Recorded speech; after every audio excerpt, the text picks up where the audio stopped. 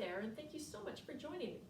I want to show you how I start working with the business architecture artifacts that we created in the last section.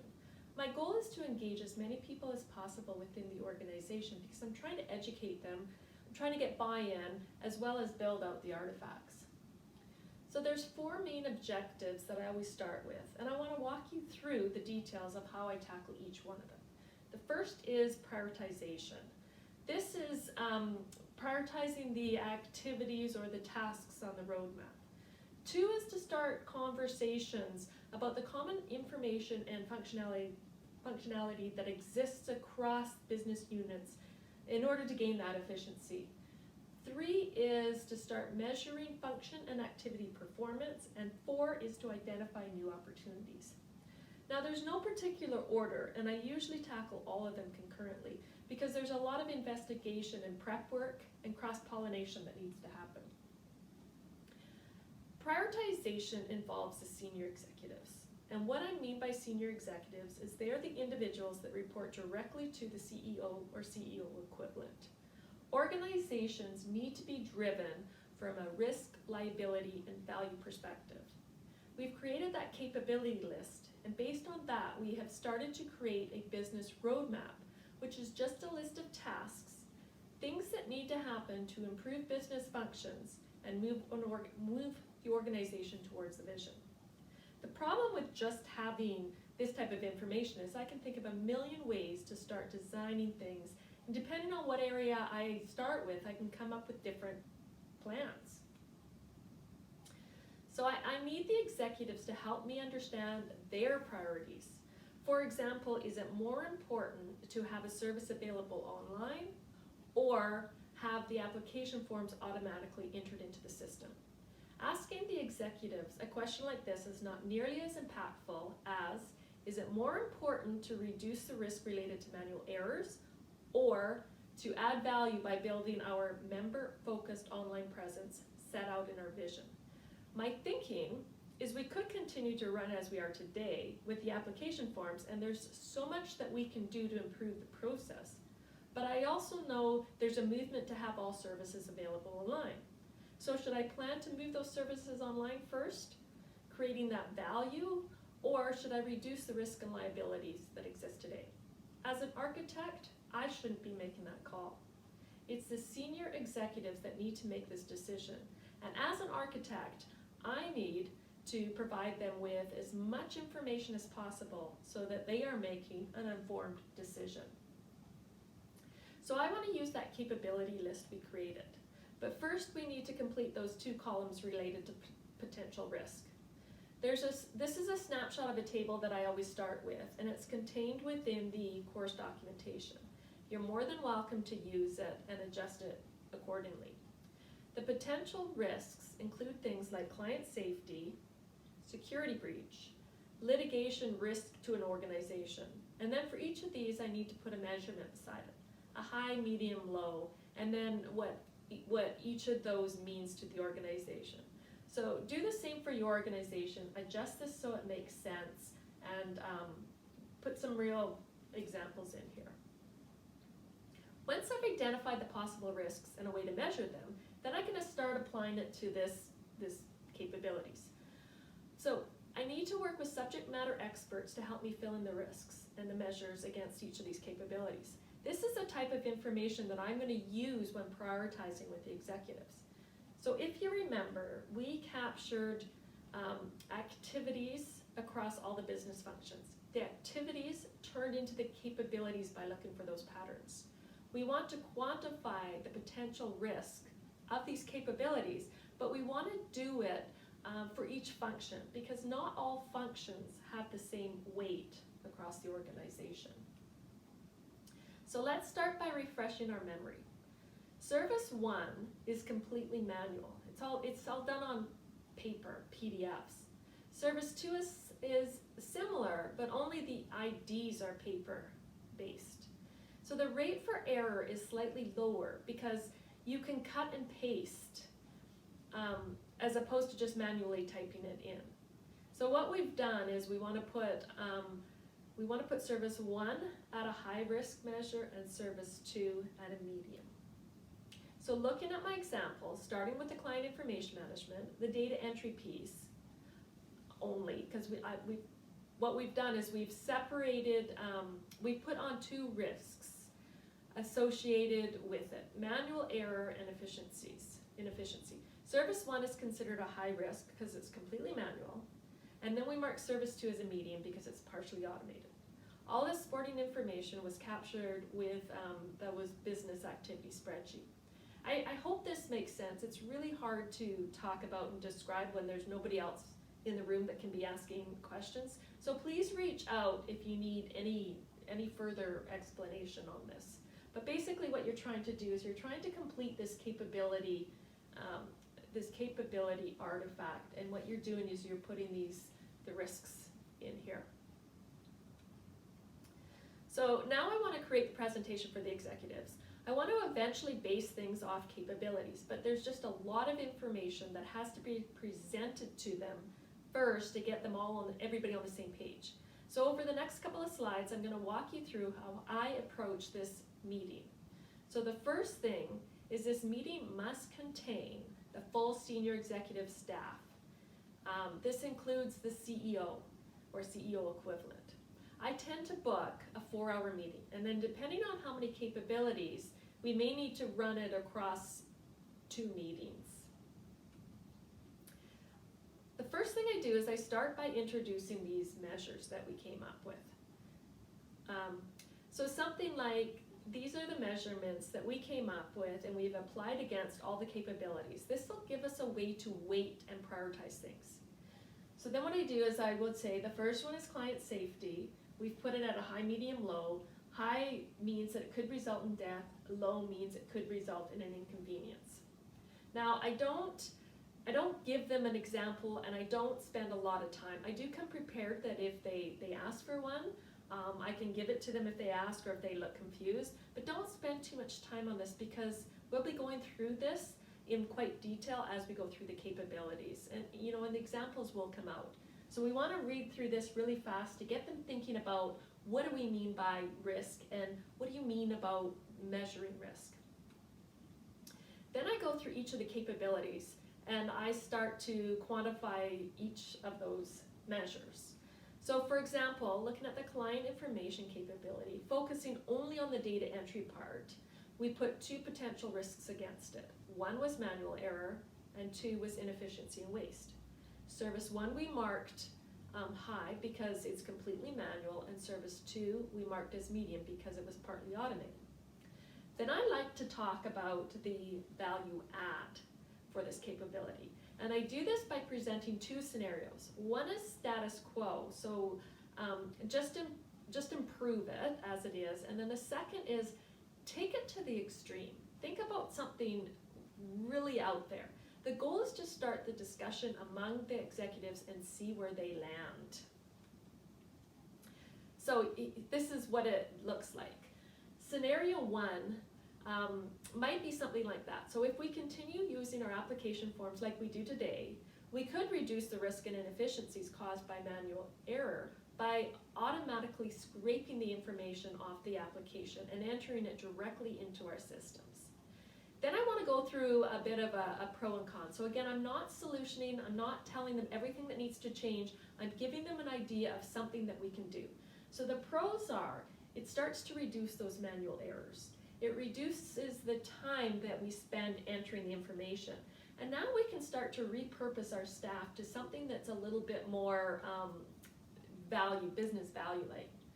But the cons are the clients aren't going to see anything different. They're not going to see our vision or anything that we've been talking about.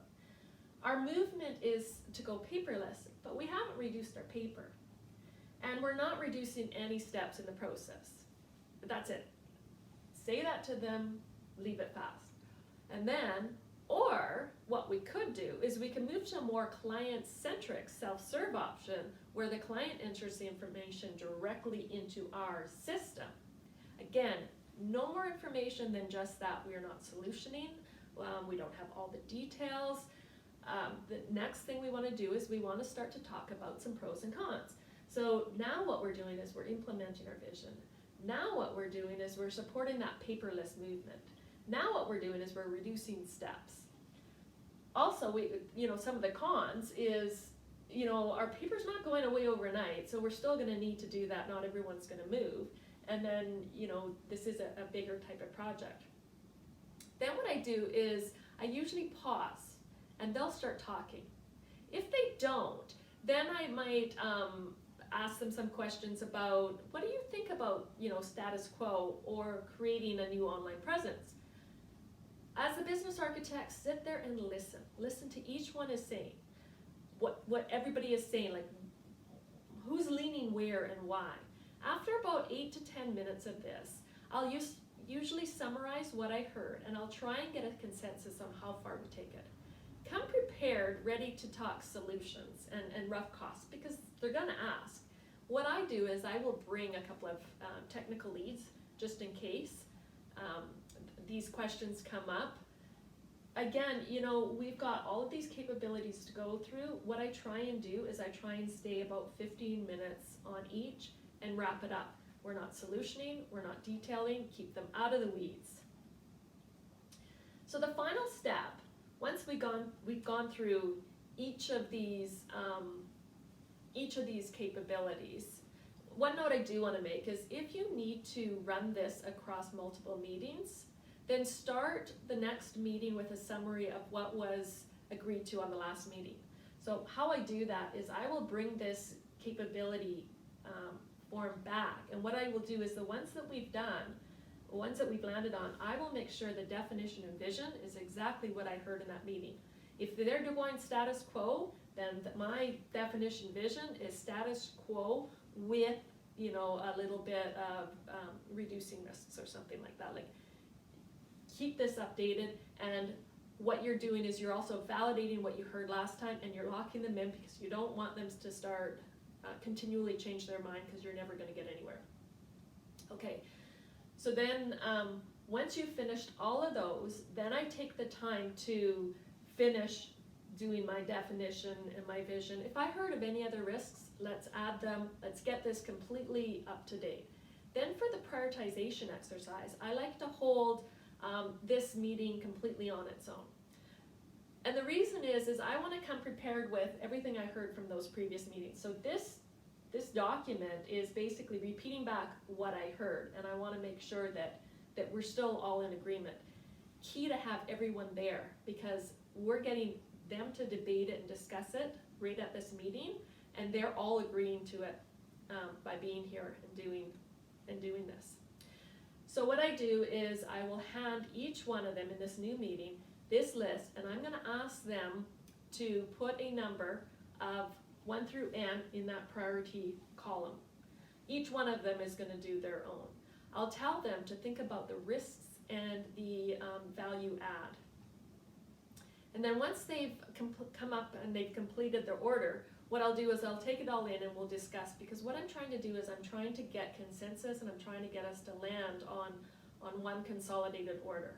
The CEO is there to break the ties. So once we're finished here, and what this allows us to do is it allows us to start to update that roadmap. Now we have a priority. Now we kind of know an order to things. And now we also know what their vision really is and how far we can take this. I've done this meeting a few times, and I have to say that I was complimented and said that executive team hadn't gone through those kinds of discussions. They hadn't been forced through an exercise like this and forced on track, and they really appreciated it. It helped them all understand what everybody's thinking was, because you've got the CFO in there, you've got the business chief, you've got the chief technical officer, and each one of them is driving their own agenda forward and their areas that they're responsible for.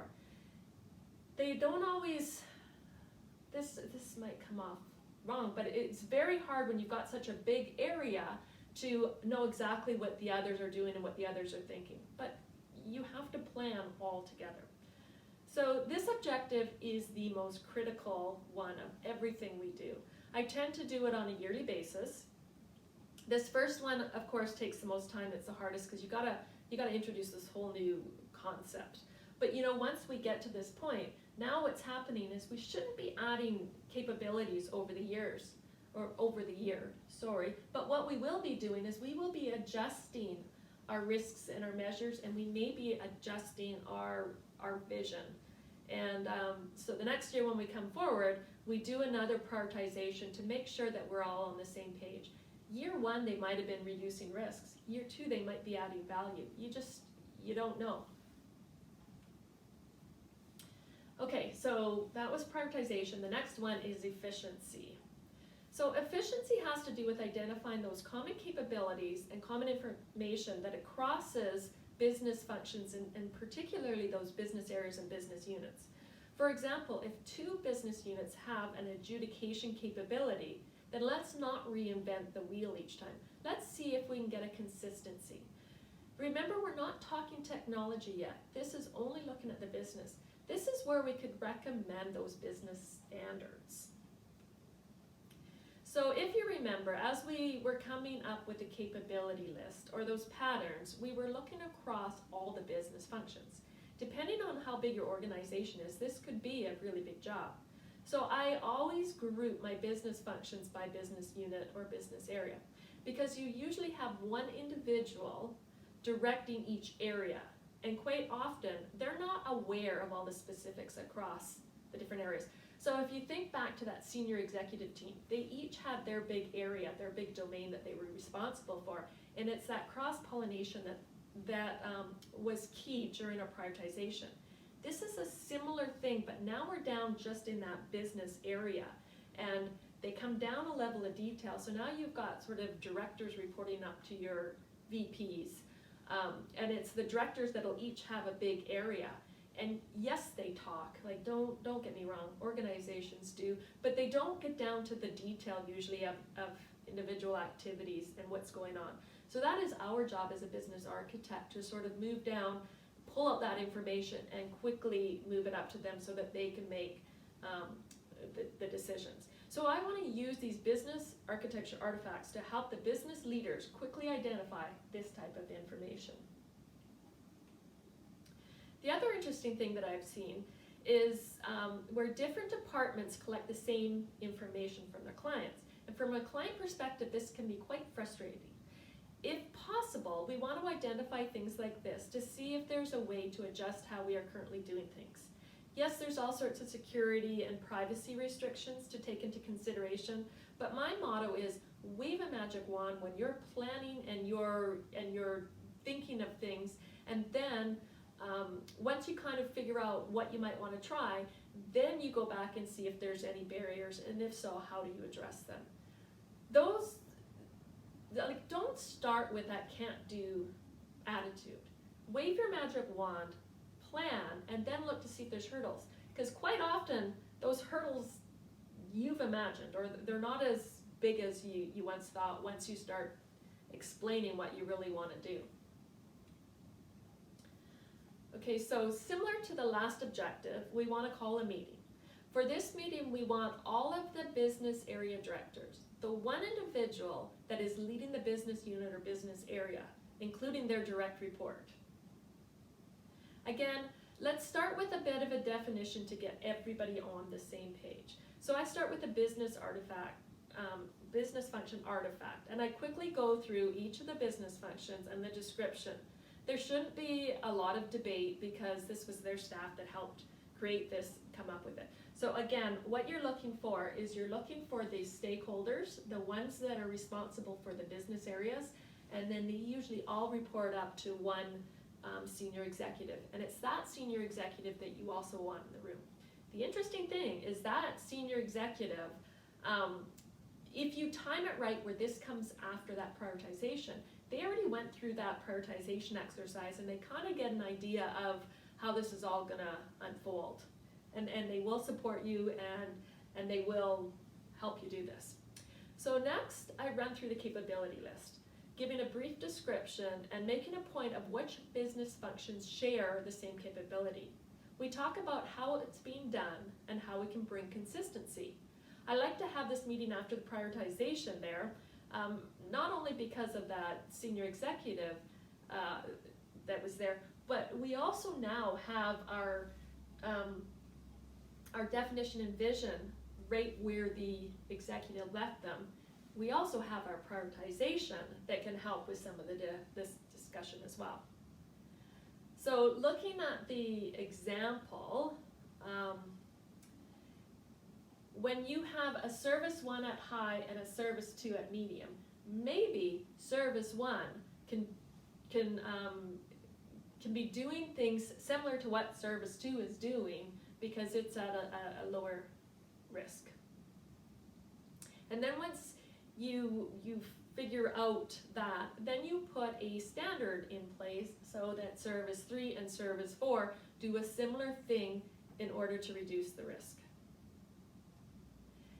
Because of this, maybe we put a new entry on the business roadmap that's going to influence planning. So at this point, we're not standing up projects, we're not pulling together information, or we are pulling together information for that business roadmap. We're talking about consistency and standardization only. We are sparking up discussions between the business executive leads to point out where there's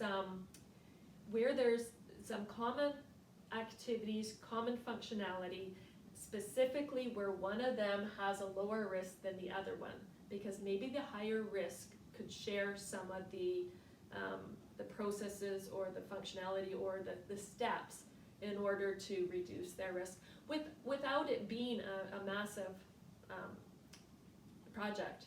And then what we're doing is on the roadmap, we would identify a task to bring service 1 data entries similar to service 2 in order to reduce the risk.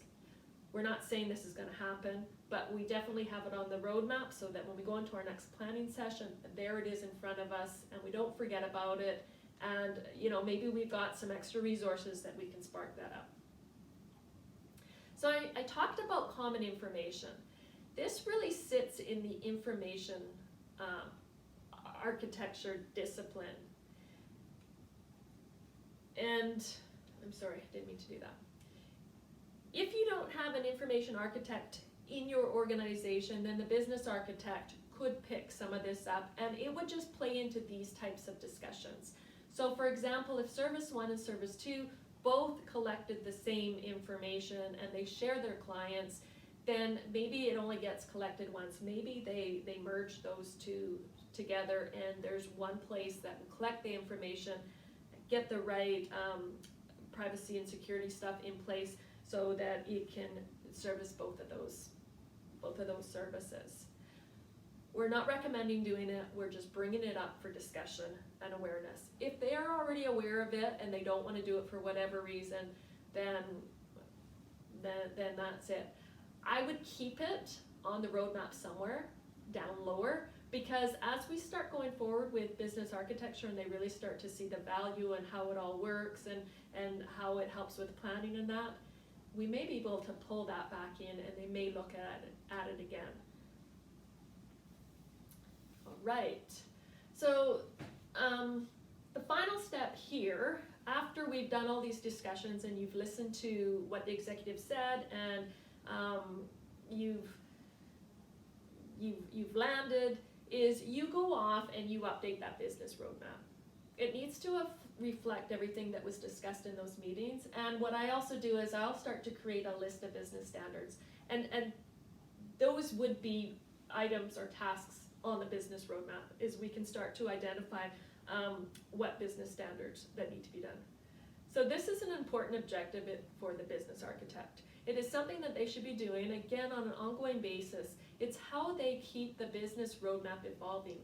They should be walking the floor, they should be observing, listening to staff, they should be pulling all the leaders together to have the discussions like this often. They should be working with projects to ensure that the business roadmap is interpreted correctly, standards are adhered to, and as changes happen, they should be reflecting those changes within that business roadmap, taking items off or changing tasks on there based on what happened in the project. This is huge. This is where you can really start showing value with not taking a lot of time or big changes or big inconvenience for everybody. So the next objective is performance. So critical success factors and key performance indicators are collected from the stakeholders as a way to start documenting what they need and how they want it to operate. This is how we start to define what it means to be successful. This is how they start to define how they would measure to ensure success.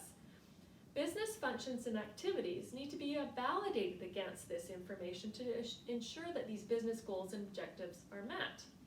So, the goal is to ensure that business is operating at its top performance level possible. So, I start with the business functions. Looking at the critical success factors and key performance indicators that we've documented, I then go looking for any kind of reports or information to validate this. It'll be interesting what you find, because you could have covered that you need to update your critical success factors and your KPIs just depending on what you're seeing.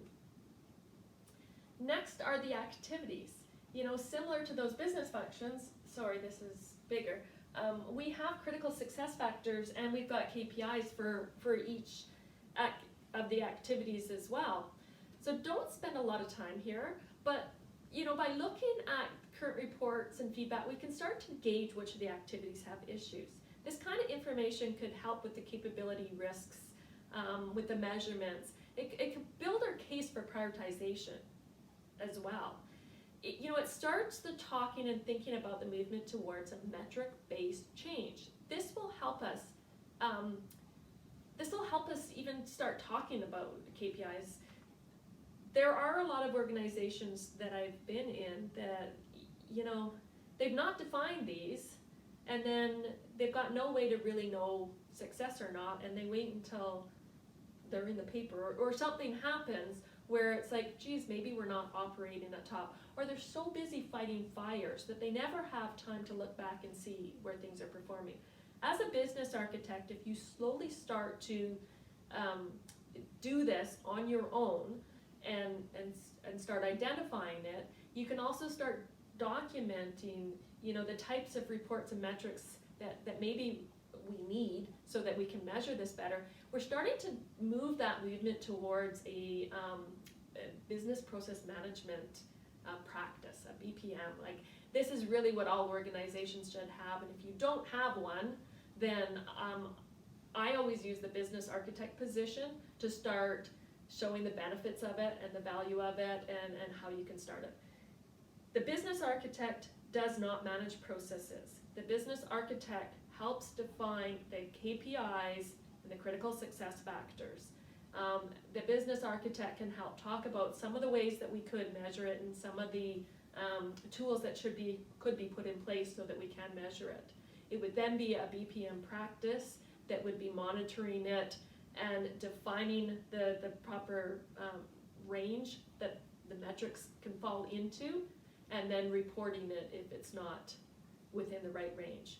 But if you don't have that in place, then the business architect can definitely get the ball rolling there very slowly, working on their own, asking questions, investigating. So the final objective is the new opportunities. So I like to work with an organization to first identify what they consider mission critical functions and activities. So within your artifact, put a little star beside them, and star will stand for what's been deemed as mission critical. Anything that's not mission critical, you can start to poke around. We want to ensure that we want to ensure that staff is utilized in performing the most business valuable tasks possible. So if they're doing something that is not is not adding a lot of value to the organization or adding value to the business, then let's look at possibly outsourcing it, or should we even be doing it at all? And that's what it means by looking for new opportunities. So there was one organization I worked in, and when they were small and they had a lot of time, they used to go above and beyond and do these extra reports and extra activities and functionality for their clients. They got to a point where they were so big and they were having, not a good word, they got so big and they were, so busy on their mission critical tasks that I started to question some of these other ones that they were still doing. The problem is they weren't doing them well anymore because their staff was pulled in so many directions. So once I found these out, all I did was I posed the question, should we even be doing them anymore? We were able to drop some of those and reallocate the staff to another area. That it helped everybody, and that's what this one is all about. So again, what I do is I will look at activities related to critical success factors, and I will start to question things. I'll talk to staff, and a lot of them can even shed some light on the things that they're doing and if they think they are adding value. Once I come up with something that could possibly be eliminated, it's not as critical, I do my due diligence before I ever go to executives. Don't ever rely on one person or a hunch or whatever, because if you start bugging the executives too much, they're not going to listen to you. You got to go to them when you have something that really could add value, really could help them. I can't stress that enough. Do not drive people crazy. You should be in the shadows doing this, and really once you find a gold nugget, make sure it's a gold nugget and not fool's gold, and then take it up and just ask questions and just show somebody. You'll tend to find on the senior executive team, you'll find one or two people that really get what you're doing and really support you. Use them for these kinds of things before you pull a whole meeting together or you send out a note to all of them. Use them to sort of gauge what you're going after, and before you know it, they'll be coming to you. You won't be going to them. So first, summary. In my eyes, the prioritization is the most important piece.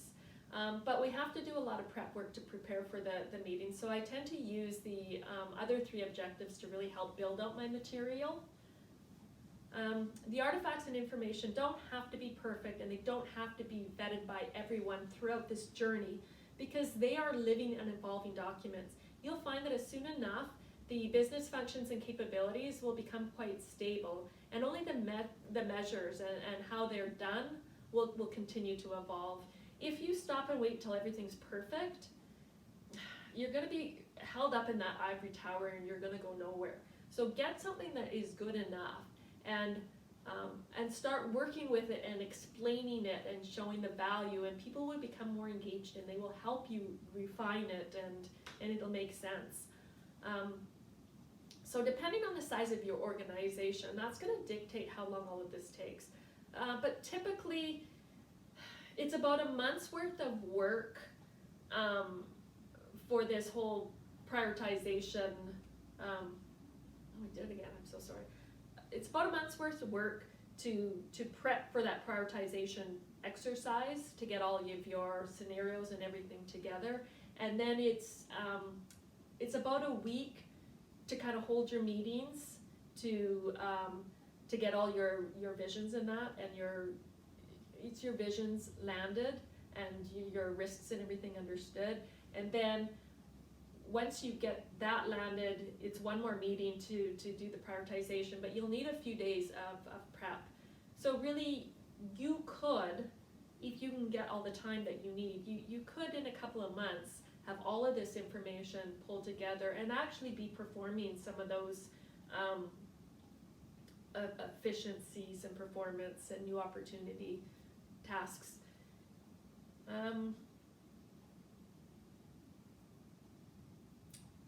Yeah, I think that's all I wanted to say on that.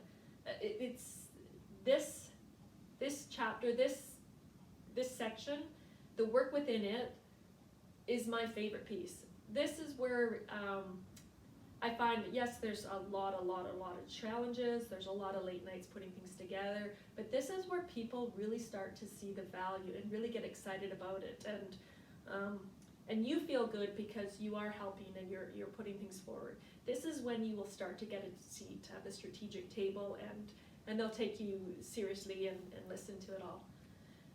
So the next step is, the third course is how do you unleash the power of this? So I talked about a lot of power already being unleashed, but it's only the tip of the iceberg. What I just described is the tip of the iceberg. There's a lot still to come. So anyways, I'm hoping that you stay tuned and you join me for the last talk within this course. Thank you.